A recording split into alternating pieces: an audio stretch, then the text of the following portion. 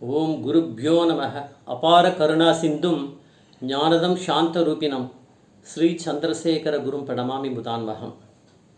கலியுக தெய்வம் காஞ்சி மகான். இந்த யூடியூப் சேனல் பிரத்யேகமாக மகாபிரிவாவுடைய பக்தர்களுக்கு அவர் ஸ்தூல ரூபமாக இருந்த போதும் இன்னும் சூக்ஷ்ம ரூபமாக இன்னும் நடமாடி கொண்டிருக்கும் போது நம்முடைய நடமாடும் தெய்வமான காஞ்சி மகான்கிட்ட ஏற்பட்டிருந்த அற்புதமான அனுபவங்களை ஒவ்வொன்றா நம்ம பார்த்துன்னு வரோம். ஒவ்வொரு நாளும் ரொம்ப நம்மளுடைய இது பக்தியை ஒவ்வொரு நாளும் விருத்தி பண்ணிக்கிறதுக்கு ஏற்பட்டுற வகைகளை தான் இதெல்லாம் அமைஞ்சிருக்கு அப்படின்னு சொல்ல முடியும். இன்றைக்கி தலைப்பு மறந்துட்டையோ கேட்டது கடவுள். ஒரு குக்கிராமம் தமிழ்நாட்டில் சுமார் ஒரு வாரம் மகாபிரிவா அங்கே முகாமிட்டு இருந்தார். அது சின்ன கிராமன்றதுனால அங்கே கம்மி, ரொம்ப கூட்டமே கம்மி தான். ஆனால் அவருக்கு தெரியும் பக்கத்து கிராமங்கள்லேருந்து தான் அங்கே வருவான்னு. அதனால் அவளும் வந்துட்டே இருந்தால் அந்த ஒரு வாரமும் ஓரளவுக்கு நல்ல கூட்டம், பக்தர்கள் கூட்டம் தான் இருந்தது. தினமும் பூஜை, தினப்படி பூஜை, பிரசாதம் கொடுக்கறது எல்லாம் ஒரு நாள் ஒரு நடுத்தர வயதில் ஒரு பெண்மணி வந்தால், ஒரு 2 வயசு மதிக்கத்தக்க ஒரு தன்னுடைய பெண் குழந்தை அதை இடுப்பில் வச்சுட்டு அவள் அந்த வரிசையில் நின்றுட்டுருக்கா. நிறைய பேர் க்யூவில் இருக்கா. அந்த குழந்தை வரும்போது ரொம்ப சமர்த்தாக தான் இருந்தது. அந்த 2 வயசுக்கு இருக்கான குறும்புத்தனம் எதுவும் இல்லை. கீழே இறங்குறது ஏறுறது எதுவும் இல்லை. அழகாக இடுப்பில் உட்காந்துன்னு தான் இருந்தது. வரவாள்லாம் எதாவது சைகை பண்ணால் அவகிட்ட சிரிச்சுண்டு ரொம்ப அழகாக லைவ்லியாக இருந்தது. அந்த குழந்தை சமத்தாக இருந்தது. இப்படியே போயிட்டே இருந்தது. ஆனால் கொஞ்சம் ஒரு 10 பேர் இருப்பான்னு நினைக்கிறேன். மகாபிரிவா கிட்டேருந்து இந்த பெண்மணி கிட்ட இருக்க இடம் பார்த்தா ஒரு 10 பேர் வரிசையில் நின்றுருப்பா. அப்போ திடீர்னு வீல்னு ஒரு சவுண்டு கேட்டது, ஒரு பெரிய சத்தம். அது யாருன்னு பார்த்தா இந்த குழந்தை தான். விடாப்பிடியாக அழுதுந்தது, ரொம்ப பெரியசாக கத்திண்டு அழுதுண்டு அது மாதிரி.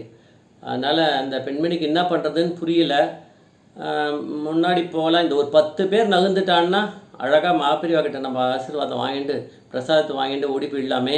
அது வரைக்கும் அது முடியலையேன்னு அந்த பெண்மணிக்கு ஒரே வேதனை. அப்படியே பார்த்துட்டுருக்கா, என்ன பண்ணுறதுன்னு தெரில. நெஞ்சில் தடவி கொடுக்குறா, முன்னாடி முதுகில் தடவி கொடுக்குறா, தட்டி பார்க்குறா, கொஞ்சம் நிறுத்துவாளான்னு பார்த்தா பெருசாயிண்டி தான் இருக்க தவிர கூச்சல் இறங்கலை, அடங்கலை. அது அப்புறம் ஒரு சொடக்கு சாட் தான் கேட்குறது. அங்கேருந்து மகாபிரிவா அங்கேருந்து இங்கே வான்ற மாதிரி சைகை காமிக்கிறாரு. ஸோ இந்த பெண்மணி இந்த குழந்தைய எடுத்துன்னு கிட்டக்க போகிறா. போயிட்டு எனக்கு பெரியவா அப்படின்னு சொல்ல ஆரம்பிக்கும் போதே மகாபிரிவா சொல்கிறார், ஒன்றும் சொல்ல வானான்ற மாதிரி இது பண்ணிட்டு இது பண்ணுறாரு, சைகை காமிக்கிறாரு. சரி, நீ உன்னுடைய குழந்தைக்கு இந்த பொண்ணுக்கு காலில் கொலுசு போட்டுருந்தியோ இல்லையோ, அந்த மணியெல்லாம் சரியாக இருக்கான்னு கொஞ்சம் பார்த்துக்கோ அப்படின்ற. அதில் கீழே மணி அந்த வெள்ளி இதில் அலங்காரத்துக்கு அந்த சின்ன சின்னதாக இது இருக்குமே, அந்த மணிகுண்டு, அதை பார்த்துக்க சொல்கிறார். அது உடனே பறக்க அவள் பார்க்குறா. வலது காலில் எல்லாமே இருக்குது. பெரியவா இடது காலில் ஒரு குந்துமணியை காணோம் அப்படின்றா.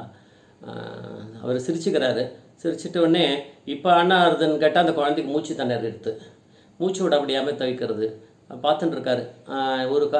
ஒரு காரியம் பண்ணு, அந்த குழந்தைய எதிர்க்க கீழே போடு அப்படின்றாரு. கீழே உடனே ஒரு துணியை விரிக்கிறா. அது மேலே, அந்த துணி மேலே அந்த குழந்தைய நேர அந்த பெரியவாளை பார்த்துட்டே அந்த குழந்தை படுத்துன்னு இருக்கு. அவர் அமைதியாக அந்த குழந்தைய பார்த்துட்டு கண்ணை மூடிக்கிறாரு. ஒரு நிமிஷம் தியானம் பண்ணுறாரு. அதுக்கப்புறம் அவரை அந்த அணுக்கு தோன்றரை கூப்பிட்டு இந்த மயில் பீலி அந்த இறகு இருக்கு இல்லையா, அதை கொண்டு இந்த குழந்தையோட மூக்கு மேலே கொஞ்சம் நல்லா புரிகிற மாதிரி, நல்லா தெரிஞ்சுக்கிற மாதிரி தடவும் அப்படின்றாரு. அது அந்த இது ஒரு தடவை, 2 தடவை, ஒரு 3 தடவை பண்ணுறாரு. பண்ண உடனே ஒரு பெரிய தும்மல் போடுறது அந்த குழந்தை உடனே வெளியில் அந்த குந்துமணி எது காணோன்னு சொன்னாலும் அது வெளியில் உழருது.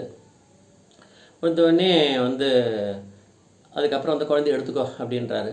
அது எடுத்துக்கிறது கூட பயந்துட்டு அவள் எடுக்காமல் உடனே அவர் என்ன சொல்கிறாரு, எடுக்கலை, அதுக்கு முன்னாடியே குழந்தை அழுகிறத எடுத்துக்க சொல்லி மகாபிரிவா சொல்கிறா, அது நீ உன் குழந்த என்ன பண்ணியிருக்கா இன்றைக்கி,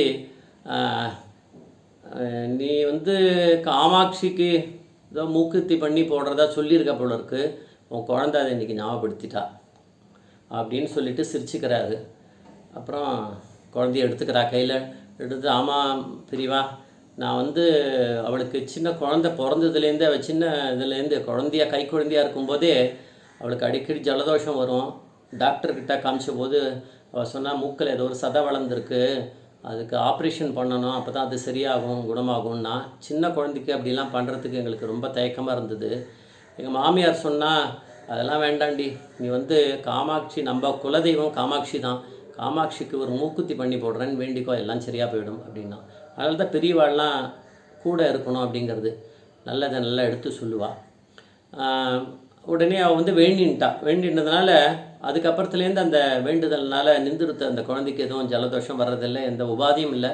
டாக்டர்கிட்ட போய் அதுக்கப்புறம் போய் எதுக்கும் காமிக்கும்போது டாக்டர் சொன்னார், இப்போ சத்திக்கு இது வேண்டாம், ஏன்னா அதுக்கு குழந்தைக்கு தான் எதுவும் வர்றதில்லை ஜலதோஷம், அப்படியே விட்டுருவோம், வளர வளர சரியாக போயிடும். அதே டாக்டர் ஆப்ரேஷன் பண்ணோன்னு சொன்ன டாக்டர் வளர வளர சரியாகணுன்றார்.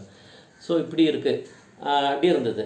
வேண்டின்ட்டு இப்போது கிட்டத்தட்ட குழந்தை பிறந்த 2-3 மாதத்தில் இந்த இதுன்னா இப்போ 2 வருஷம் குழந்தைக்கு ஆகிடுத்து. 2 வருஷமாக நான் மறந்து போயிட்டேன் பெரியவா இந்த மூக்குத்தி போடுறத.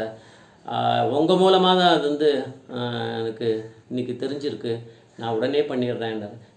நீ உன்னுடைய குலதெய்வமான காமாட்சி தான் உனக்கு ஞாபகப்படுத்திருக்கான்னு நினைக்கிறேன், இனிமேல் எந்த இதுவும் வராது உனக்கு, நீ க்ஷேமமாக இருப்ப அப்படின்னு சொல்லி ஆசீர்வாதம் பண்ணி அமுச்சு விட்றாரு. அப்போ வந்து இந்த இதுலேருந்து நம்மளுக்கு என்ன தெரியறது அப்படின்னா,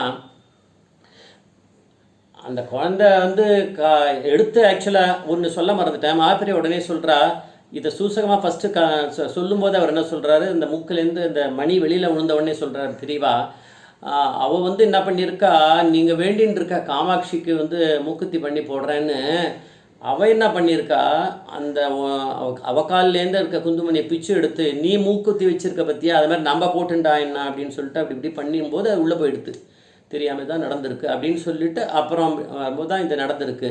ஸோ அதனால் அந்த அப்படி சொல்கிறா, அதுக்கு மாப்பிரிவா அனுகிரகம் பண்ணுறாரு அப்படிங்கிறது தெரியுது. அதனால் இது யாருக்கு தெரியும், மூக்குக்குள்ளே வந்து அந்த குந்துமணி போயிருக்கு அப்படிங்கிறத ஒன்றா யாராவது சொல்லலாம், மூக்கில் ஏதாவது இருக்கா பாருன்னு.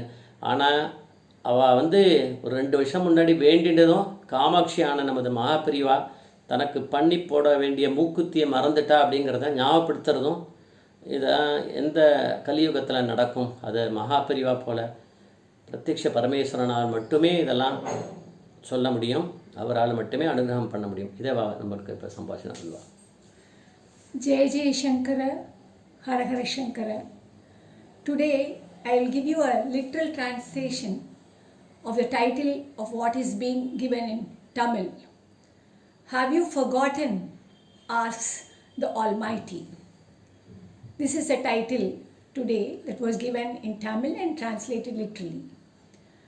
This incident happened before Mahaperiva attained Siddhi. In a remote village where Mahaperiva was having his camp, devotees as usual came to have his darshan. There was one middle-aged lady with her kid, a daughter who was hardly 2 years old. The child was patiently waiting in the queue and along with others, giving a sweet smile, and the mother was holding the kid in her hip. After some time, the child started to cry. As of other mothers, the kid's mother also tapped at its back, tried to convince, but the girl did not stop her screaming or crying. She started shouting more and more. Then Mahaperiva could hear the sound and makes a fillip. We call in Tamil as Shodaku. And then after listening to the fillip, the lady came near Mahaperiva. Mahaperiva calmly asked her, just count the beads in the anklet which the child is wearing.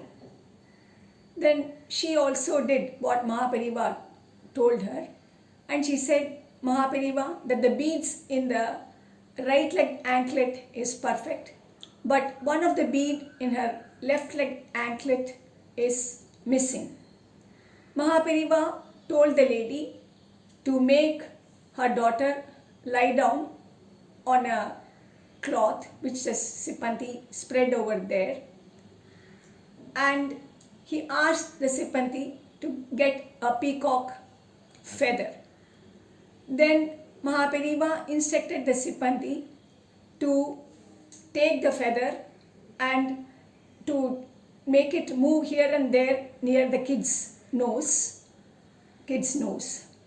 Then the kid had a tickling sensation or something and just sneezed. Immediately one of the bead from the anklet which has gone inside fell down. That time Mahapariva asked the lady, have you forgotten anything? Then the lady told her previous story. She said that when the kid was 2 or 3 months old, she was frequently affected by cold, and when consulted with the doctor told that a small surgery has to be done due to growth of flesh in her nose.